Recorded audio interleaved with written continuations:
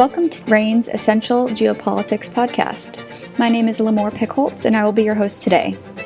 Haiti is unfortunately back in the news following another bout of violent protests in the capital Port-au-Prince after a wave of gang killings of police officers.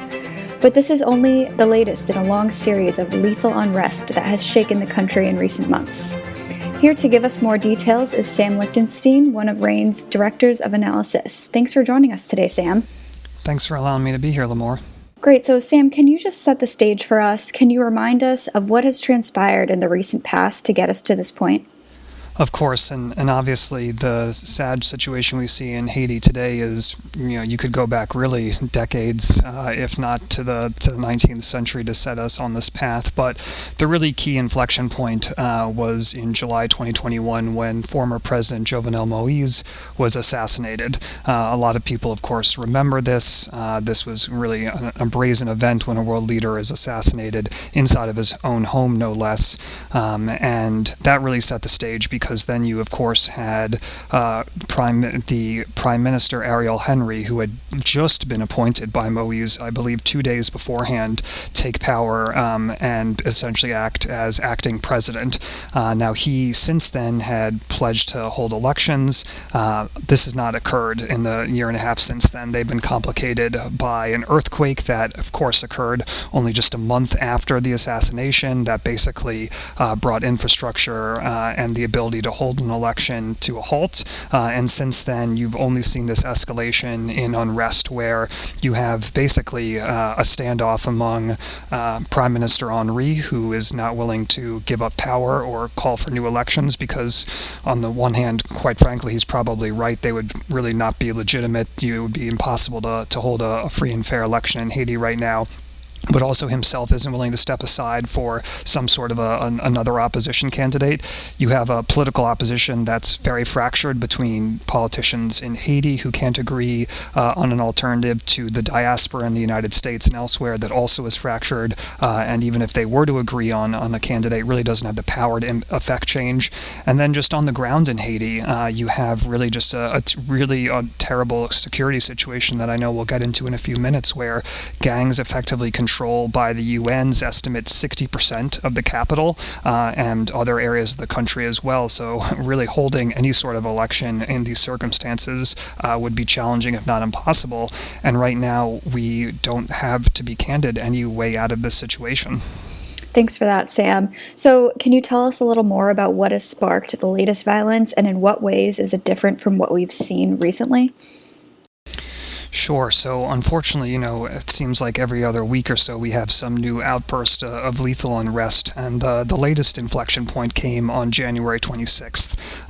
That was when we saw major protests throughout Port-au-Prince and other parts of Haiti being led by not only civilians, but also crucially here, police officers. And the reason why they were protesting is that over the past week, gangs had killed approximately 10 police officers. And not just killed them, but to be candid, really brutally mutilated them. There were photos being shown on social media of gang members basically posing with dead bodies. So really just like quite an affront to the police. And so on January 26th, you had these massive protests throughout the capital in particular that really cut off traffic to huge parts of the city, including also to the international airport, where really crucially and notably, Prime Minister Henry had actually just landed. And the protests actually temporarily trapped him there, kind of showing you just how tenuous the security situation is, that the Prime Minister himself can't escape this. You had police officers going through the city, kind of firing their firearms in the air. You had protesters burning tires in the streets. And so, to be candid, we've seen this repeatedly over the past few months. In fact, basically since the summer of 2022, you've had protests, every week in Port-au-Prince in particular, with similar displays of violence. But what made this unique and different is, first of all, the incorporation of the police into these demonstrations, and then also, secondly, the really explicit calls, particularly from the police, for Henry to resign. And we've, of course, seen a lot of general protesters call for Henry's resignation in recent months, but now having the police not only taking part in the protests but also demanding his resignation is something that is a little different than what we've seen previously. And aside from the obvious human tragedy here, what are the broader implications of this ongoing unrest? Yeah, tragically, Lamore, I don't really think we can underestimate just how awful the humanitarian situation is in Haiti. I do think it's worth just, stopping here for a moment to talk out that insecurity is truly rampant. If you read reports from any NGOs that are active on the ground, the rates of kidnapping, extortion, poverty, malnourishment, etc., are just off the charts, horrific. And so, first of all, I do think we want to at least acknowledge just the terrible suffering that's going on there on a human level. But to your broader question, we of course here at RANE are not just looking at the human tragedies on their own, but also trying to explain, kind of what they mean beyond them. And so there are a couple of implications here that I'd flag. The first of which is migration. Unsurprisingly, given this really horrific security and economic environment in the country, we've seen a huge outflow of Haitians over the past 2 years or so, and we're expecting to see further uptick this year. This is notable not only because migration flows in general are something to monitor, but the broader Americas region has seen a huge uptick in intra-regional migration, people trying to reach not only the United States, but crucially other countries that are just simply not where they're coming from, that are just by definition and comparison safer to where they live. And so we're concerned not only about what the outflow will mean on its own, but also in comparison with the other forms of migration that we're seeing from other countries in the region. The second thing I'd flag here is the role of gangs, and I think we really want to pause here because we have a situation, particularly in Port-au-Prince, where you have the capital of a country that, by the UN's own estimates, is more than half controlled by gangs, and so I think that's something we really need to pause and reflect on. This is a country that is basically in which the government and basic services have broken down. You have gang control, and I think it's really a warning for a lot of other countries, not only in the region where you see similar influence of gangs throughout Central America, for instance, but also in other parts of the world where we look at what makes states really fragile, and the influence of non-state actors like gangs, of course, is always relevant. But here's really not just a hypothetical case, but something in reality. And then the third thing I'd flag here, and when we can end here, is the idea of international intervention.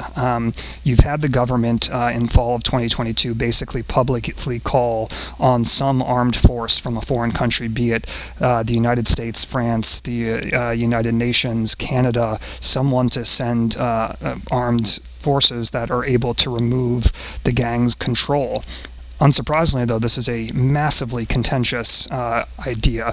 Obviously, Haiti on its own has a really tragic history of foreign occupation and colonization, particularly from the United States and France.